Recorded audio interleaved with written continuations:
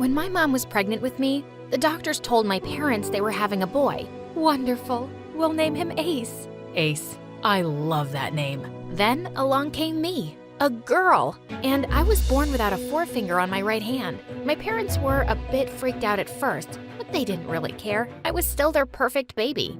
Hey friends, my name is Ace, and I live in a small town in Ohio. Please like and subscribe. When I was in kindergarten, our teacher asked us to paint with our fingers, and that's when a kid noticed my hand was different. Hey, look at Ace's hand. So cool. Are you an alien? Whoa, Ace. Did a mouse chew through your finger? No, dummy. My hand's always been like that. My classmates never bugged me about it, which was nice. Over time, more people found out, and some mean kids would call me a freak, but I was never bothered much because I could do everything people with 10 fingers could do, like play baseball. Dad was really into it, and he taught me everything I knew. Once when I was 14, I saw some boys playing baseball in the neighborhood, and I asked if I could join, but they said they didn't play with girls.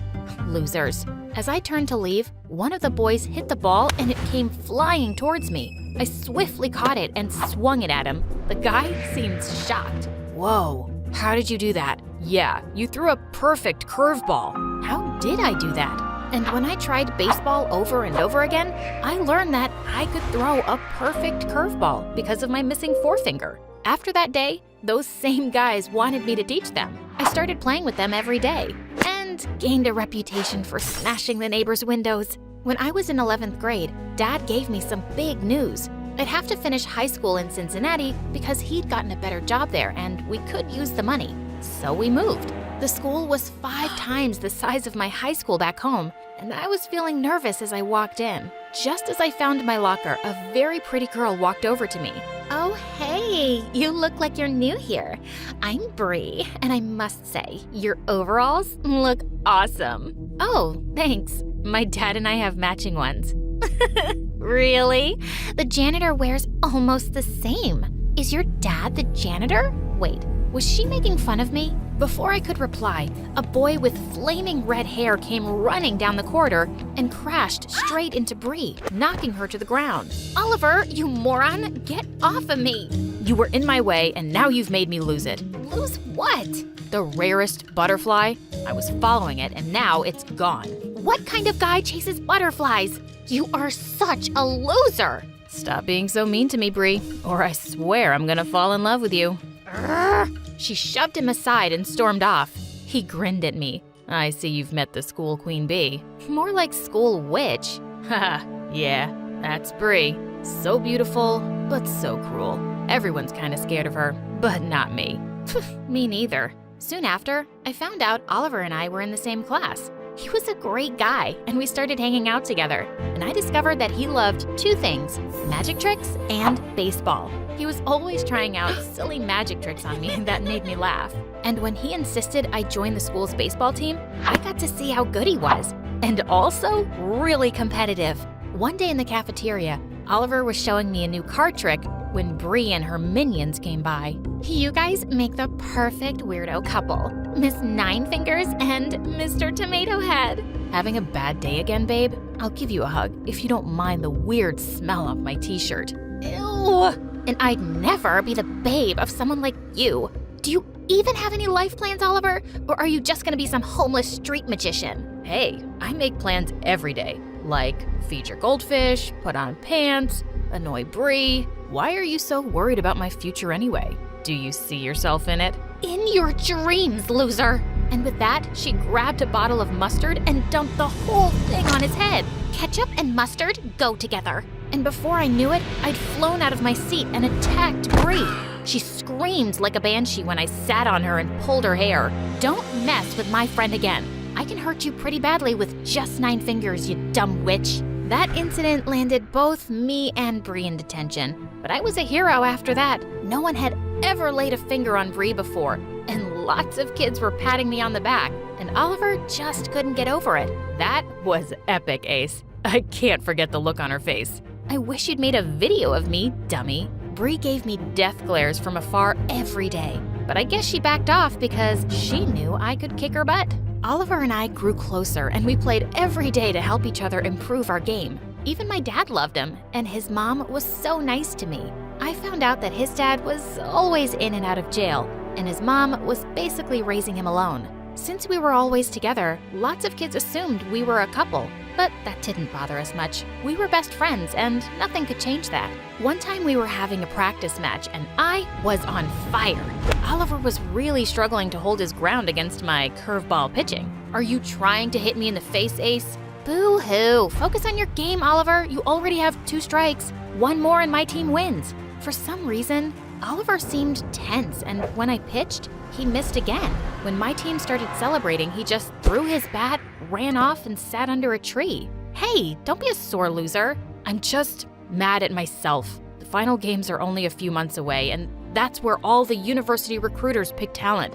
I really need a scholarship, and I'm playing so badly. And on top of everything, look, my shoes are ruined. Every player has some bad days. Cheer up, let's get some ice cream. Come on, let's go. He just sat there like a stubborn donkey as I pulled his arm with all my might. Suddenly he got up and I fell backwards, dragging Oliver with me. Awkward. By saying awkward, you made it awkward, weirdo. And then we both burst out laughing. I went to the bathroom to clean up, and that's when I heard Bree behind me. "Do you know how gross it is to see 2 dorks making out? Get a room. We were not— Wait, why am I explaining anything to you? Think what you like." I was leaving when she said, "I haven't forgotten what you did, Ace. I'm gonna get you when you least expect it." "Oh, I'm so scared. I'd go running to my mommy if I had one." And I walked off quickly before she could reply. She sounded crazy. A week later, it was Oliver's birthday, and I wanted to buy him the perfect gift. I had to use all my savings, but it was worth it. I went over to his place, and when he opened the box, his eyes shone. Oh my God, new baseball shoes. Ace, you're the best. Can you sign them, please? 'Cause for me, you're a star. Are you sure you want me to destroy these killer shoes with my sign? When he nodded, I gave him an autograph. Soon we had our summer vacations, and I went back to Ohio to see Grandma. When I returned, I was in for a shock. Oliver seemed to be over his awkward puberty phase, and he looked really different. I'd never seen his hair brushed before. Where is my crazy best friend, and what did you do to him? I'm still the same guy. Hey, Ace, I gotta tell you something. Let's catch up at lunch, okay? Of course. But when I got to the cafeteria later, I saw Oliver there with Bree, and she was all over him. I felt so angry. I wasn't jealous or something, but why her? And once she left, I asked him, and he was going on and on about how they'd bonded over the summer and how she'd really changed. Nobody. She was calling you a loser only months ago. Well, I was acting like a loser. Come on, Ace, I'm kind of into her. I want to give this a chance. All right, if it makes you happy. But I wasn't happy. Why was he calling himself a loser suddenly? Some weeks later, the baseball finals started. Our school's team was doing well, and Oliver and I were the breakout stars. But only one of us could get selected for the prestigious sports scholarship at the best Ivy League university. As we prepared to go onto the field for the last match, Oliver shook my hand. May the best man or woman win. Couldn't have said it better myself. I played hard and totally nailed the game. But when the scholarship winner was announced, it turned out to be Oliver. He even got a huge cash prize. I quickly got over my disappointment, and I was so happy for him. A week later, Bree threw a party to celebrate Oliver's victory. But when I got there, Oliver was just busy with people I didn't know. I felt out of place and went to go sit by the swimming pool. And that's when I spotted Bree showing off her necklace to her friends. Wow, Oliver sure has good taste. That looks expensive. It was the least Oliver could do after what my dad did for him. He's the head recruiter at that Ivy League university, and he basically gave Oliver the scholarship, even though Ace played better. That witch got what she deserved, and Daddy really thinks Oliver is gonna be a huge star one day. Oh my God, I felt gutted and furious. I ran up to Oliver and grabbed him by his shirt. You cheated? How could you? Oliver knew right away what I was talking about and quickly pulled me into another room. I yelled at him and he kept trying to shush me. Hey, I did what I had to do. Your dad has a decent job. My dad, he's in jail again. You know my situation. I need this, Ace. You can get it next year. Yeah, I know your situation, but that doesn't give you an excuse to stoop so low. Do you feel happy that you won by cheating? I don't even know who you are anymore." I spat in his face and left the party. Oliver and I didn't speak after that, even though he tried to talk to me and kept calling. A couple of months later, he stopped trying, and then one day, I saw him on the news. He was being called the next big thing. A few months later, I participated in a local fundraising match and led my team to victory. After I accepted the trophy, a man approached me. "Hello, Miss Ace. I'm from a prestigious university, and we want you to apply for our sports scholarship. Your missing finger gives you an edge that I've never seen in any other player. No one throws a ball like that." I was excited to apply, and I got in. The opportunities my university provided me in baseball were amazing. After graduation, I got into the national women's team, and I heard how Oliver had received a huge offer from a league in Japan and had moved there. Sometime later, I met an amazing guy and fell in love for the first time. After dating for a few months, he proposed, and I said yes. One day, as I was walking into a coffee shop, I bumped into someone, and I looked up to see that it was Oliver. Oh my God, Ace. Oh, Oliver. Been a long time.